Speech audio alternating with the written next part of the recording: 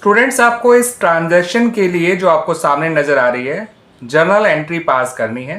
Transaction इस तरह से है, purchase stationery for ₹1000 against cash. ठीक है बच्चों, यानी जो पेमेंट किया गया है वो कैश में किया गया है और इस स्टेशनरी को खरीदते समय CGST और SGST पे किए गए हैं एट द रेट 9%। तो स्टेशनरी एक एक्सपेंस है बच्चों, तो स्टेशनरी अकाउंट हमें डेबिट करना होगा। जब आप स्टेशनरी खरीदेंगे तो आपका स्टेशनरी नाम का एक्सपेंस इंक्रीज हो रहा है, तो स्टेशनरी अकाउंट को आपको डेबिट करना होगा। साथ के साथ आपको इनपुट CGST अकाउंट को डेबिट करना है along with input SGST account. ठीक है बच्चों, स्टेशनरी की जो कॉस्ट है वो तो स्टेशनरी अकाउंट में लिखिए। CGST SGST 9% है, तो 9% ऑफ 1000 होता है 90। ठीक है बच्चों, और कैश अकाउंट को आप क्रेडिट कर दीजिए और कैश क्रेडिट होगा ₹1180 से। क्लियर बच्चों, आगे समझ में ये ट्रांजैक्शन। अब इस ट्रांजैक्शन को देखिए बच्चों, कमीशन पे किया गया है ₹9000 और उसको पे करते समय आपने CGST और SGST भी पे किया है एट द रेट 9% ईच। तो कमीशन पेड भी एक एक्सपेंस होता है बच्चों, तो आप कमीशन पेड अकाउंट डेबिट करिए। ठीक है बच्चों, कमीशन पेड अकाउंट डेबिट करिए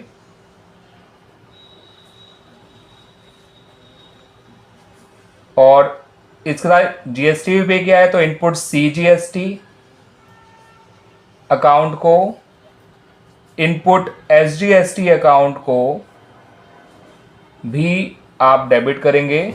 ठीक है, और टू कैश अकाउंट लिखेंगे। यहां लिखा जाएगा 9000, इसका 9% होता है 810, उतना ही SGST आ जाएगा जितना CGST है, ये आ जाएगा 10,620। ठीक है बच्चों, क्लियर हो गया। अब इस ट्रांजैक्शन को देखिए, इस बार कमीशन पे नहीं किया गया बच्चों, कमीशन रिसीव किया गया है ₹18,000।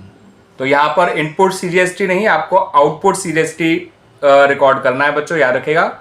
इनपुट CGST डेबिट हुआ करता है लेकिन आउटपुट CGST नॉर्मली क्रेडिट हुआ करता है। ठीक है, तो यहां पर आपको कैश को डेबिट करना है, ये मानते हुए कि ये हमें नहीं बच्चों, कैश नहीं, कैश मत करिएगा, कैश को रहने दीजिए। साफ लिखा है कि पेमेंट चेक से मिला है, तो आपको बैंक अकाउंट को डेबिट करना है, ना कि कैश को।